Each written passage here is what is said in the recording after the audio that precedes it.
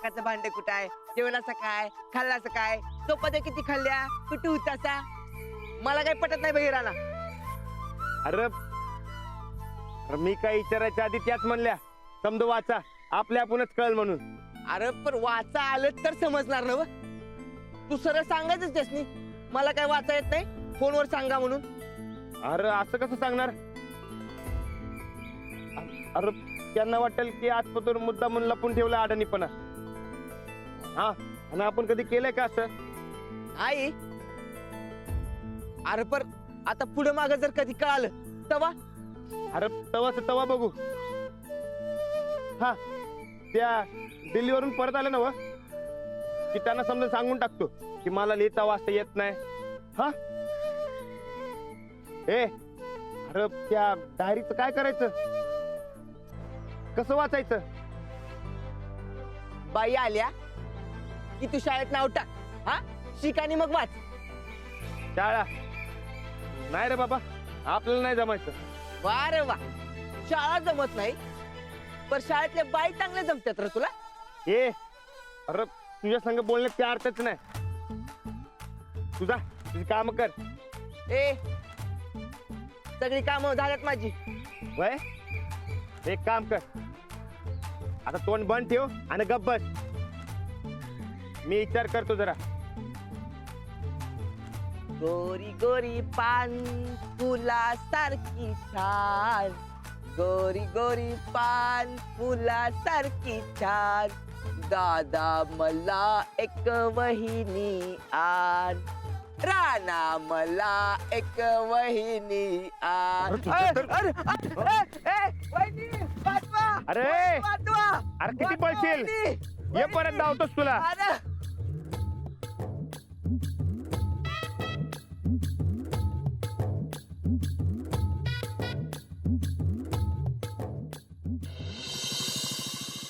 काही करून अंजलीचं या फेलोशिपसाठी सिलेक्शन व्हायलाच पाहिजे, म्हणजे ती परदेशी जाईल. त्या निमित्तानं तिचं हे गाव सुटेल. काय चांगलं आहे की गाव? अहो गाव चांगलं असून काय उपयोग आहे? तिला संधी शहरातच आहे. शहरात का? या गावात राहूनच फेलोशिप साठी सिलेक्ट झाली ना ती.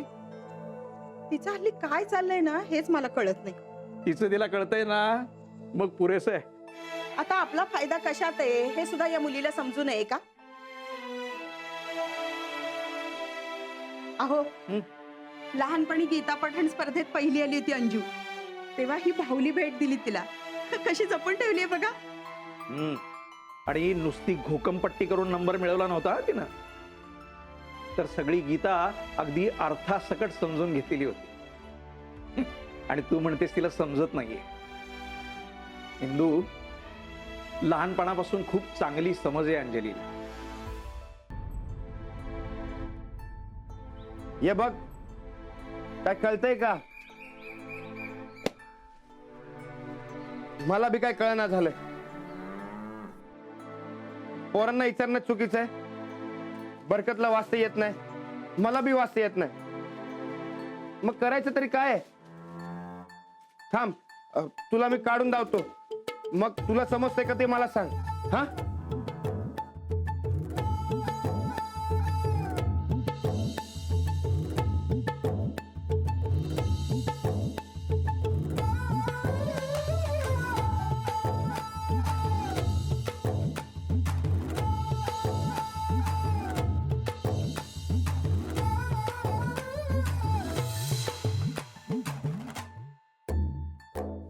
साहेबराव, आता मला सांग काय कळतोय का याचा अर्थ?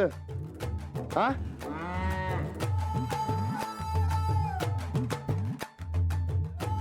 हे समजा बघून माझी बी तुझ्यासारखीच बोलती बंद झाली होती बघ. मला एक शाळा पटत नव्हती आणि तू बी शिकायचं सोडून फिरत बसलास माझ्या बरोबर.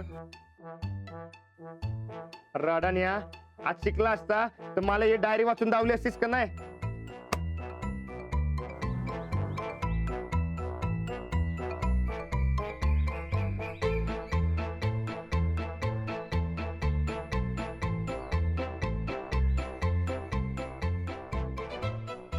अरे अंजलीबाईंनी सांगितलंय की डायरी वाचल्यावर समज कळेल. म्हणजे डोळं बंद केल्यावर ते का दिसत्यात, मी लगीन कुणा संग करायचं,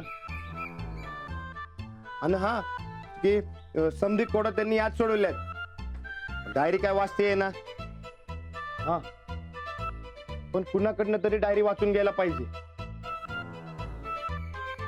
पण तुला येत नाही, मला बी येत नाही वाचता, त्या बरकतला बी येत नाही आणि गोदक्काला बी नाही.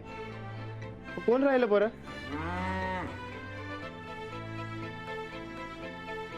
हा वहिनी, वहिनीला देऊ काय वाचायला? अजिबात नाही. असं करू नकोस राणा. अरे एवढ्या विश्वासानं त्यांनी डायरी दिली. अंजलीचं त्यात काय महत्वाचं, खाजगी लिहिलेलं असेल तर? अगं असं असतं तर त्यांनी मला दिली असती का वाचायला? अरे तुला डायरी दिल्या म्हणजे ती तुला आपलं समजत्या, तू महत्वाचा आहेस तिच्यासाठी. हा खास दोस्त आहे मी त्यांचा. ही डायरी तुम्हा दोघांची खाजगी गोष्ट आहे, तेव्हा कुणाच्या हातात पडू देऊ नगस. काय डायरीत असं काय खाजगी असणार आहे?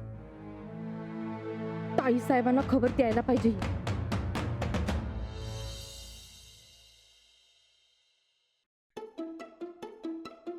अहो मी काय म्हणते, ज्या क्षणी अंजली परत येईल ना त्या क्षणी हे गाव सोडून जाऊया आपण.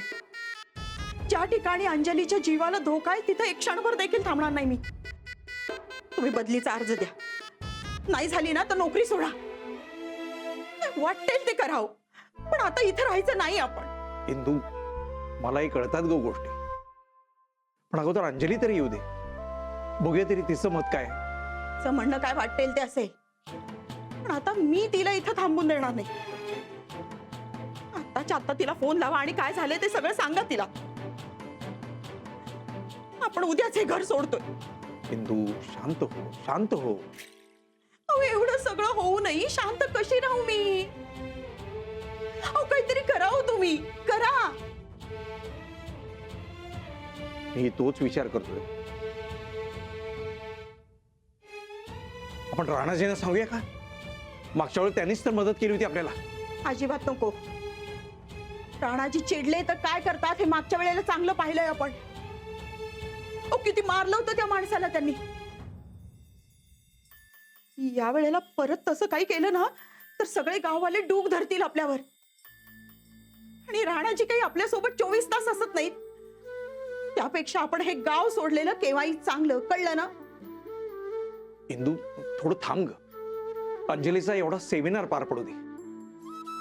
आता तिला कसलं टेन्शन द्यायला नको आपण. तुम्ही आणि अंजली